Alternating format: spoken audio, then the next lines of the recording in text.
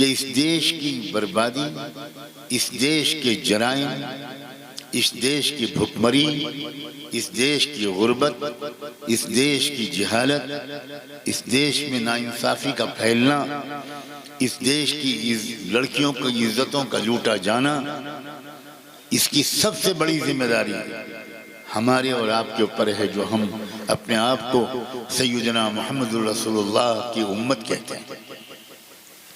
ہم ذمہ دار۔ کسی قوم کے ذمے یہ کام نہیں کیا گیا کہ وہ دنیا کو سدھارے۔ یہ میں بہت بڑی بات کہہ رہا ہوں، کسی قوم کے ذمے یہ کام نہیں کیا گیا۔ یہ تو محمد رسول اللہ کی امت کے ذمے یہ کام کیا گیا، کنتم خیر امت اخرجت للناس۔ اب تم کو محمد نے تیار کر دیا ہے، تم ایک بہترین قوم بن گئے ہو، بہت اچھی امت بن گئے ہو۔ اب یہ اچھائی اور نیکائی تم تک سمت نہیں رہنی چاہیے، للناس، پورے انسانی سماج کو ایک نمونے کا سماج بنا دو، سچ بولنے والا بنا دو، جھوٹ سے نفرت کرنے والا بنا دو، محبت پھیلانے والا بنا دو، نفرت سے نفرت کرنے والا بنا دو، سچی گواہی دینے والا بنا دو، انصاف کرنے والا بنا دو۔ تمہارے جیتے جی ایک بھی دنیا میں اگر بھوکا رہا تو تمہاری نمازوں کے باوجود اور تمہاری داڑھی اور کرتے اور ٹوپی کے باوجود میں قیامت کے میدان میں اس غریب کی بھوک کے بارے میں تم سے ضرور پوچھوں۔ کیا مسلمانوں کو اس بات کا احساس ہے؟ کیا عام مسلمان جانتے ہیں کہ ان کی یہ ذمہ داری ہے کہ وہ اپنے ملکوں کے سماج کو دنیا کا بہترین سماج بنائیں؟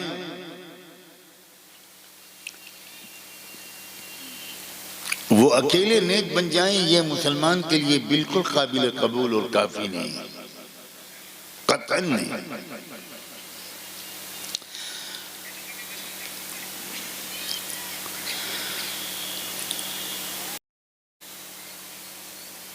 کاش کہ یہ سمجھداری ہمارے اندر پیدا ہو جاتی کہ ہم پہلے ایک اچھا نمونے کا سماج بن جائیں اور پھر ہم دکھائیں اپنے پڑوسیوں کو، اپنے ہندو بھائیوں کو، بہنوں کو، سکھ بھائیوں اور بہنوں کو ہم دکھائیں کہ ہمارے ہاں کوئی اونچ نیچ نہیں ہے۔ اِنَّا خَلَقْنَاكُم مِّن ذَكَرٍ وَأُنثَىٰ، سارے انسان ایک مرد اور ایک عورت، ایک ماں باپ سے پیدا ہوئے ہیں۔ کوئی کسی کے سر سے نہیں پیدا ہوا، کوئی کسی کے بازوؤں سے نہیں پیدا ہوا، کوئی کسی کے پیٹ سے نہیں پیدا ہوا اور کوئی کسی کے پیروں سے نہیں پیدا ہوا۔ اس سے بڑھ کر انسانوں کی توہین اور بے عزتی نہیں ہو سکتی کہ کروڑوں کی آبادی کے بارے میں کہا جائے کہ تم پیروں سے پیدا ہوئے ہو برہما کے، اس لیے تم شودر ہو، تم دلت ہو، تم غلام ہو، تم ذلیل ہو، تم اچھوت ہو، تم ہم کو نہیں چھو سکتے، ہم تم کو نہیں چھو سکتے، ہم تمہارے گلاس میں پانی پینا تو دور کی بات ہے، تمہاری گلاس کو چھو نہیں سکتے، تمہارا دلہا گھوڑی پر سوار ہو کر نہیں جا سکتا، تم مونچھیں نہیں رکھ سکتے، تم دلت ہو، حقیر ہو، ذلیل ہو، اور ہم اونچی ذات کے ہیں، ہم برہمن ہیں، ہم راجپوت ہیں۔ اس سے بڑھ کر جھوٹ، اس سے بڑھ کر انسانوں کی توہین، اس سے بڑھ کر اہنکار کا ثبوت، غرور اور گھمنڈ کا ثبوت اور کیا ہوگا کہ ہم اپنی طرح کے ایک انسان کو اپنے سے حقیر سمجھیں۔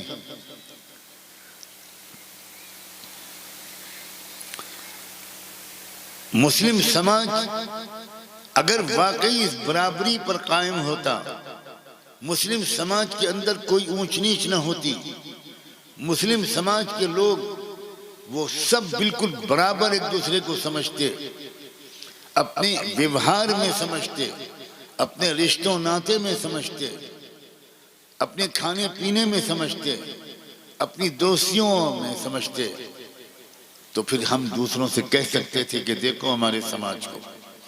لیکن بھارت کے مسلم سماج نے بھارت کے دوسرے مظلوم، دبے کچلے اور محروم سماجوں کی سیوا کرنے کے بجائے اور ان کی عزت کو بڑھانے کے بجائے خود بھارت کے مسلم سماج نے بھارت کے دوسرے سماج کی خرابیوں کو اپنا لیا۔ اسلام میں جہیز کا کوئی تصور نہیں۔ جہیز مانگنا، جہیز کی امید کرنا، جہیز کا مطالبہ کرنا اتنا ہی بڑا حرام ہے جیسے سور کا گوشت کھانا۔ لیکن کیا ہے اس مجمع میں دو چار مسلمان جنہوں نے اپنے بیٹوں کی شادی کرتے وقت صاف کہا ہو کہ جہیز نام کا ایک پیسہ ہم نہیں قبول کریں گے۔ ہم نے تو دوسرے سماج کی جہالتوں کو، ہم نے دوسرے سماج کی کرائمز کو خود اپنا لیا اور یہ سمجھے کہ چونکہ ہم کرتا پاجامہ ٹوپی پہنتے ہیں اس لیے ہم مسلمان ہیں، چونکہ ہم جمعے کی نماز پڑھتے ہیں اس لیے ہم مسلمان ہیں۔ خدا کے بندو، کیا کیسے کن لفظوں میں کہوں کہ آپ کا دل بھی نہ دکھے؟ مجھے کوئی حق نہیں ہے آپ میں سے کسی کا دل دکھانے کا۔ میں کیسے کہوں کہ آپ میں سے کسی کا دل بھی نہ دکھے، لیکن ہر ایک کے اندر آج ایک چونک پیدا ہو جائے کہ یہ کیا ہے، ہمارے سماج میں یہ سب کیا ہو رہا ہے؟ غریب گھرانے کی لڑکیاں کیوں بوڑھی ہو رہی ہیں اور ان کا رشتہ نہیں ہو پا رہا؟ اس کا اسلام سے کیا تعلق ہے؟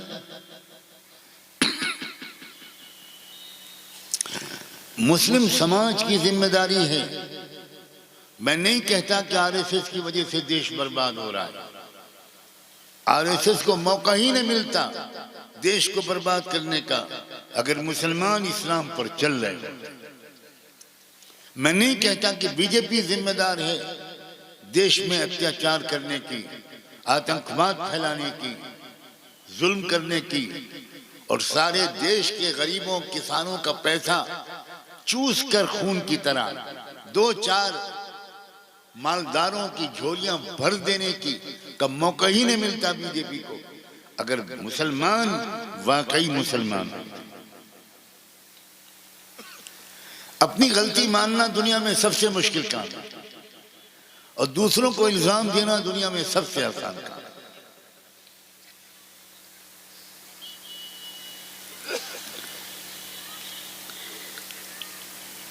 اتنے جلسے ہمارے ہوتے ہیں مگر مجھے کوئی بتائے کہ ان جلسوں سے کتنی زندگیوں میں تبدیلی ہوتی ہے۔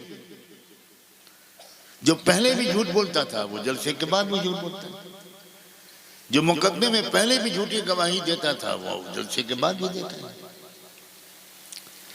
ایک ثواب اور برکت کے لیے، ایک رسم کے لیے کہ ابھی ہمارے علاقے کے مدرسے کا جلسہ ہے، ہم ضرور جائیں گے اور دیر رات تک جلسہ سنیں گے اور اس کے بعد فجر کی نماز بھی ہماری قضا ہو جائے گی۔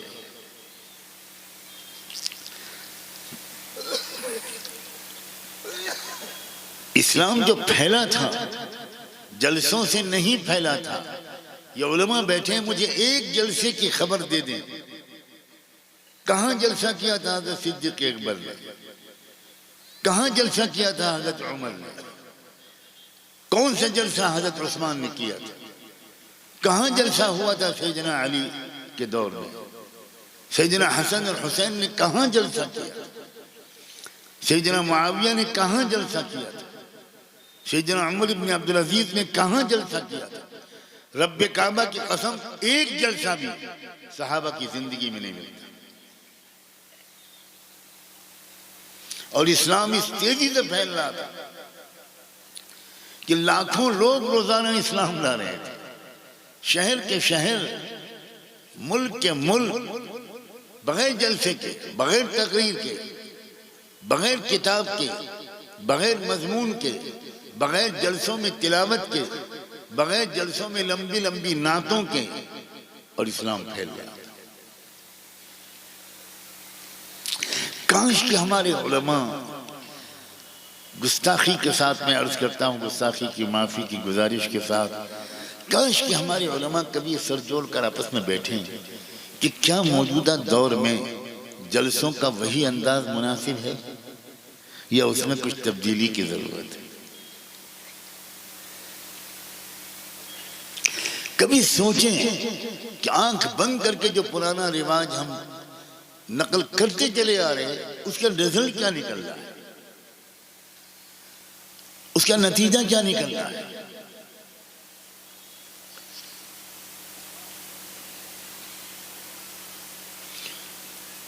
میں پھر کہتا ہوں، امام ابو حنیفہ کے زمانے میں ایک تقریر نہیں ہوئی اسلام کے بارے میں۔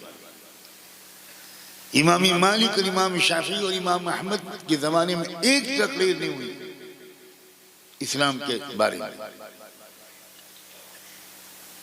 کوئی جلسہ نہیں، کبھی نہیں بلایا گیا لوگ آؤ۔ ہوتا کیا تھا، دنیا کے ہزاروں لوگ مدینے آتے تھے،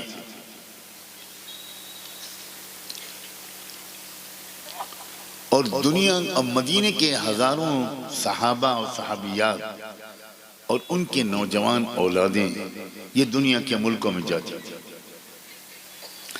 اب دنیا کے لوگ ان مدینے کے مسلمانوں کو دیکھتے تھے، چاہے وہ مدینے آ کر دیکھیں یا ان کے اپنے علاقے میں جانے والے مسلمانوں کو دیکھیں۔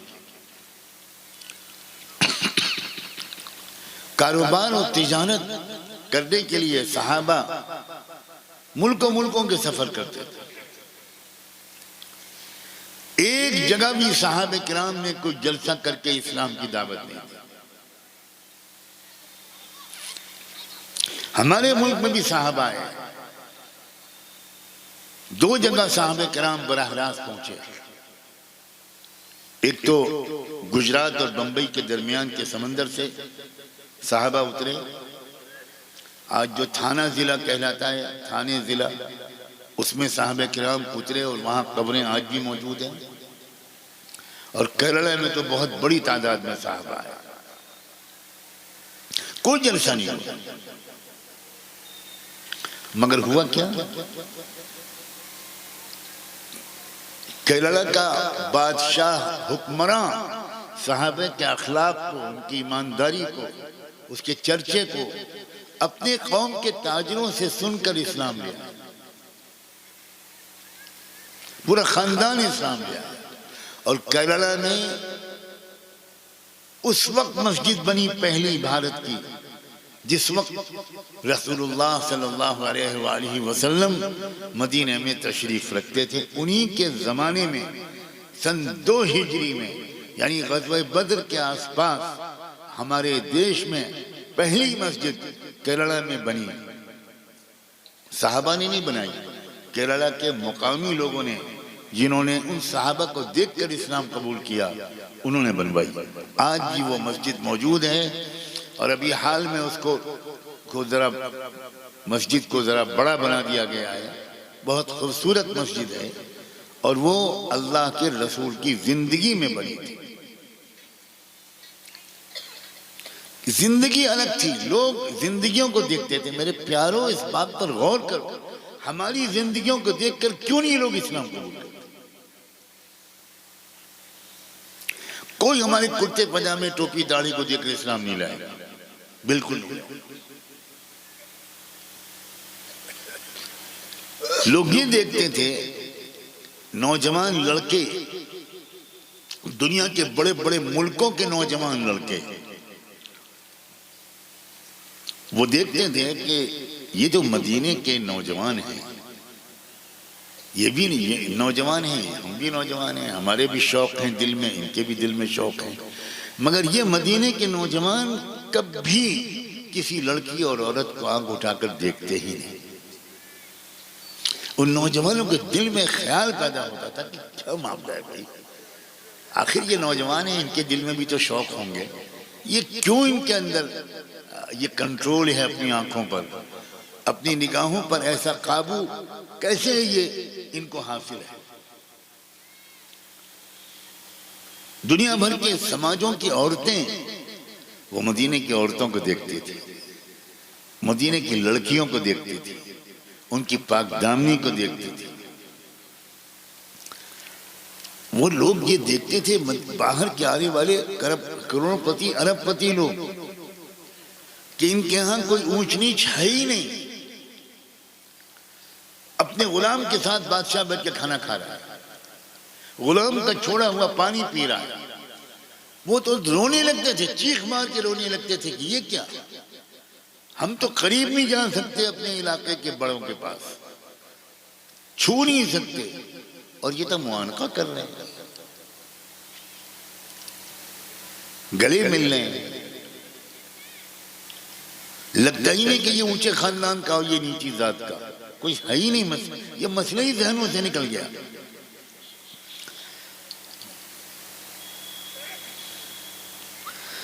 اگر ہم بھارت کے مسلمان ہوتے تو بھارت کا وہ برا حال نہ ہوتا جو آج ہے۔ عجیب بات ہے میرے دوستو، ہمارے تو ہمتیں پست ہو گئیں، ارادے ختم ہو گئے، یہ خیال ہی مسلمانوں کے دلوں میں نہیں آتا کہ ہم بھی اس دیش کو بدل سکتے ہیں۔ 25 کروڑ کی تعداد بہت بڑی تعداد ہے، بہت بڑی تعداد ہے۔ یہ کس بیوقوف نے کہا ہے کہ یہ چھوٹی سی اقلیت ہے؟ یہ کون جاہل ہے؟ 25 کروڑ میں اگر 1 کروڑ صرف مسلمان، اچھلی مسلمان بن جائیں تو میں قسم کھا کے کہتا ہوں آپ ریل پر سفر کریں گے اور راستے میں لوگ آپ کے ہاتھ پر کلمہ پڑھیں گے، آپ پلیٹ فارم اور اسٹیشن پر بیٹھے ہوں گے تو لوگ آپ کو اسٹیشن پر بیٹھ کر قرآن کی تلاوت کرتے ہوئے دیکھ کر اسلام قبول کریں گے۔ ایسا ہوتا تھا پہلے بھائی، میں بچہ تھا تو میرے والد ماجد کے ساتھ مجھے کبھی کبھی وہ اپنے ساتھ سفر میں لے جاتے تھے، کیونکہ بہت اچھی تربیت سفر میں ہوتی ہے۔ گھر میں اتنے مشغول رہتے تھے وہ کہ ہمیں کچھ ان سے پوچھنے کا وقت ہی نہیں ملتا تھا، تو کبھی چھٹیاں ہوتی تھی تو وہ اپنے ساتھ مجھے سفر میں لے جاتے۔ اب میں آپ کو کیا بتاؤں، ممکن ہے کہ آپ کو یقین بھی نہ آئے، کیونکہ ہم تو بہت ہی عجیب حال میں پہنچ گئے ہیں۔ شاید ہی کوئی سفر ان کے ساتھ میں نے کیا ہو اور اس میں مجھے اس وقت یہ یاد نہ آتا ہو کہ ریل کے اندر لکھنؤ سے سہارنپور، لکھنؤ سے دیوبند، لکھنؤ سے دلی پہنچتے پہنچتے 2-3 اللہ کے بندے کلمہ نہ پڑھ جاتے، کیونکہ والد صاحب ایک منٹ صحیح استعمال کرتے تھے۔ جیسے ہی ٹرین میں بیٹھے ان کا دستور تھا سب سے پہلے اپنے پاس کے مسافروں کو بہت پیار سے ان سے بات کرتے تھے، وہ ہندو ہیں، سکھ ہیں، مرد ہیں، عورتیں ہیں، بہت پیار سے۔ اور ہمیشہ والد صاحب اپنے ساتھ کچھ پھل لے کے چلتے تھے، وہ پھل خود نہیں کھاتے تھے، لیکن وہ پہنچتے ہی ریل میں قریبی ساتھیوں کو کہ بھئی آپ یہ قبول کر لیجئے، آپ یہ قبول کر لیجئے۔ ایسے اخلاق، پھر قرآن کی تلاوت، مناجات کے پڑھنا، دعاؤں میں رونا ان کا ریل میں بھی جاری رہتا تھا، کبھی تہجد ریل میں بھی نہیں چھوٹی۔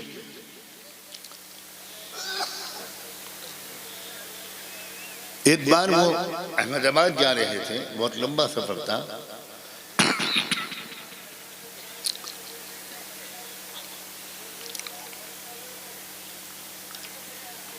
نیچے کی برث پر حضرت والد صاحب تھے اور اوپر کی ہم اور والد صاحب، اور اوپر کی برث پر ایک فوجی بڑا افسر تھا، بہت بڑا افسر،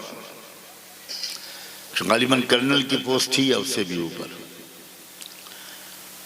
ہم کو اندازہ اس سے ہوتا تھا کہ 2-4 بڑے اسٹیشنوں پر بہت بڑی تعداد میں آرمی کے ملٹری کے لوگ آتے تھے اور ان کو سیلوٹ کرتے تھے اور ان کو کچھ گفٹ پیش کرتے تھے.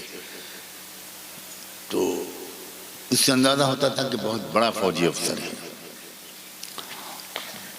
وہ ایک کتاب پڑھ رہا تھا, اوپر کی سیٹ پر لیٹے لیٹے ایک کتاب پڑھ رہا تھا.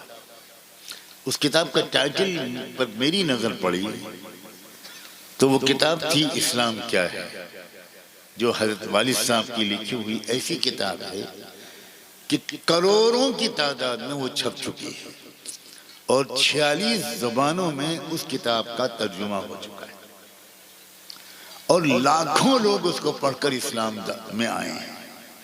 عجیب قبولیت دی ہے اللہ نے اس کتاب کو. وہ بندہ انگلش میں اس کتاب کو پڑھ رہا تھا جس کا نام ہے واٹ اسلام از. اب میں نے تو دیکھ لیا. میں نے کہا, میں سوچ رہا تھا کہ اس کو تو خبر بھی نہیں کہ اس کتاب پہ لکھنے والا نیچے والی برث پر موجود ہے.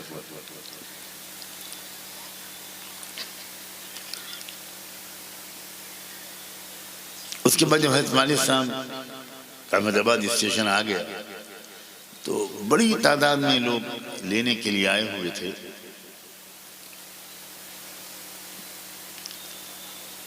وہاں انہوں نے باقاعدہ پلیٹ فارم پر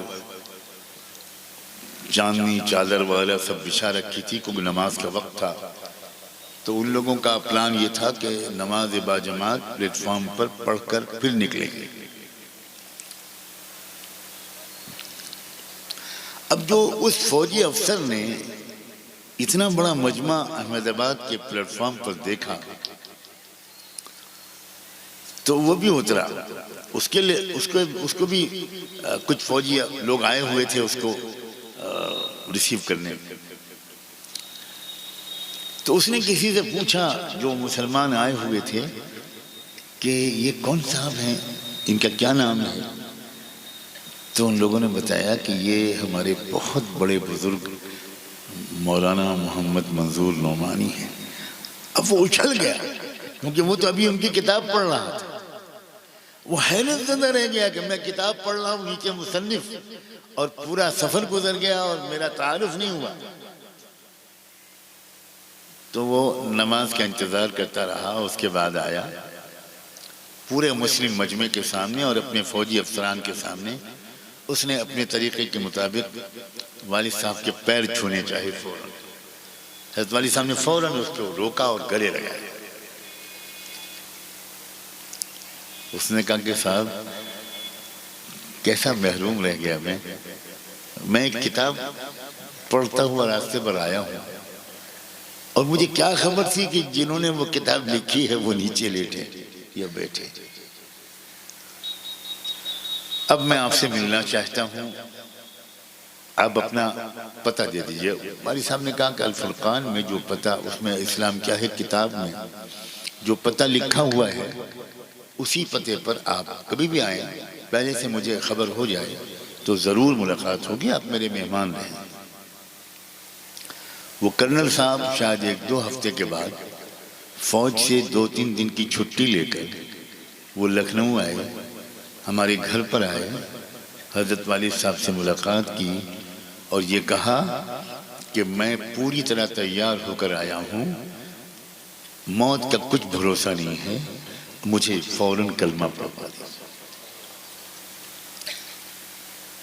پھر اس فوجی افسر کے ذریعے سے میں آپ کو کیا بتاؤں, اللہ جانے کیا ہیرا انسان تھا وہ. ہر 1-2 مہینے میں وہ 2-4 بندوں کو بھیجتا تھا. ہر مہینے 2 مہینے میں کبھی 5 آ رہے, کبھی 4 آ رہے, ان کا خط لے کر. اور وہ سب کیوں آتے تھے؟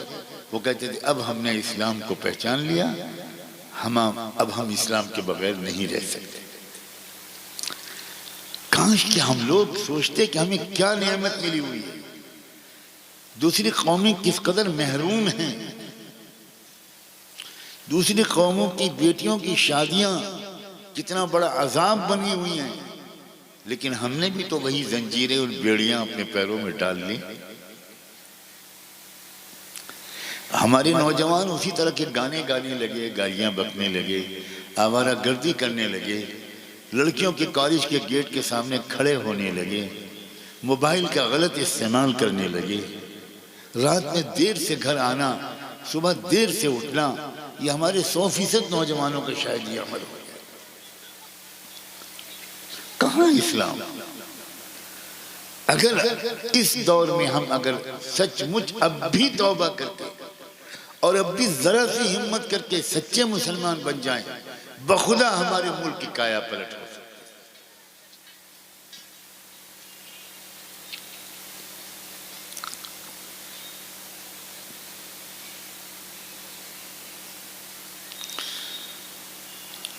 ہمارے بزرگوں نے اس ملک میں سماج ہی کو ٹھیک کیا تھا، تقریریں نہیں کی تھی۔ بیٹھے ہیں علماء، میں پوچھتا ہوں حضرت خواجہ معین الدین چشتی رحمۃ اللہ علیہ کے خطبات کا مجموعہ کہیں دیکھا ہے؟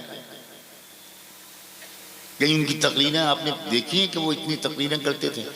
لاکھوں لوگ ان کے ہاتھ پر اسلام لائے۔ حضرت خواجہ نظام الدین اولیاء رحمۃ اللہ علیہ، کوئی تقریر کی کتاب پڑھی ہے آپ نے کہ یہ ان کے خطبات کا تقریروں کا مجموعہ ہے؟ آج تو ہر مولوی کے اپنے خطبات کا مجموعہ چھپ رہا ہے۔ اس کی وجہ یہ ہے کہ جب اسلام ہمارے اندر نہیں ہے تو صرف بول کر ہم اسلام کو پیش کر سکتے ہیں، زندگی تو ہے ہی نہیں ہماری اسلام میں۔ نہ اخلاق ہیں، نہ رہنے سہنے کا طریقہ ہے، نہ کمانے کا طریقہ ہے، نہ خرچ کرنے کا طریقہ ہے، نہ رشتہ داروں میں آپس میں وہ محبتیں ہیں، نہ خاندان میں آپس میں وہ الفتیں اور ایکتا ہے۔ مسجد لڑائی ہے، مدرسے اختلافات ہیں، 2 3 کمیٹیاں بنی ہوئی ہوتی ہیں۔ کون سا اسلام ہے ہمارے پاس عزیزو؟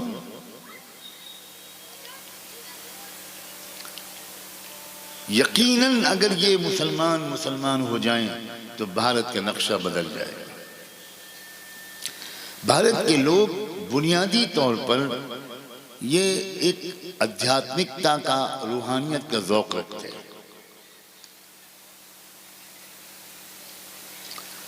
جو چیز ان کو فائدہ پہنچاتی ہے اس کے سامنے جھک جاتے ہیں، یہ ان کا مزاج ہے۔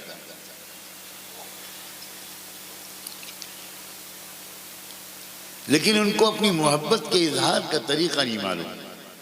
ہر ایک سے محبت کا اظہار کا طریقہ الگ ہوتا ہے۔ بیوی سے محبت کے اظہار کا طریقہ الگ ہے، ماں سے محبت کے اظہار کا طریقہ الگ ہے، بیٹیوں سے محبت کے اظہار کا طریقہ الگ ہے۔ اب انسانوں کے پیدا کرنے والے سے محبت کے اظہار کا طریقہ کچھ اور ہے، اور گائے سے محبت کے اظہار کا طریقہ کچھ اور ہے۔ ہمارے دیش کے لوگ یہ فرق نہیں جانتے۔ جس سے ان کو فائدہ پہنچتا ہے وہ اسی کی پوجا شروع کر دیتے ہیں۔ اس کی وجہ یہ ہے کہ مسلمانوں نے اپنا کردار ادا نہیں کیا۔ مسلمانوں نے اپنی مسجدوں میں ان نان مسلم بھائیوں کو اور بہنوں کو مسجدوں میں نہیں بلایا۔ میں تو شکایت کر رہا ہوں اس بات کی، اور کوئی یہ کہنے کا حق رکھتا ہے آپ میں سے کہ ان کو کیا بلاتے، ہم تو خود ہی الگ الگ مسجدوں میں بٹ گئے۔ اس مسجد میں دیوبندی نہیں آ سکتا، اس مسجد میں بریلوی نہیں آ سکتا، اس مسجد میں اہل حدیث نہیں آ سکتا، اس مسجد میں فلاں نہیں آ سکتا۔ عجیب تماشا ہے۔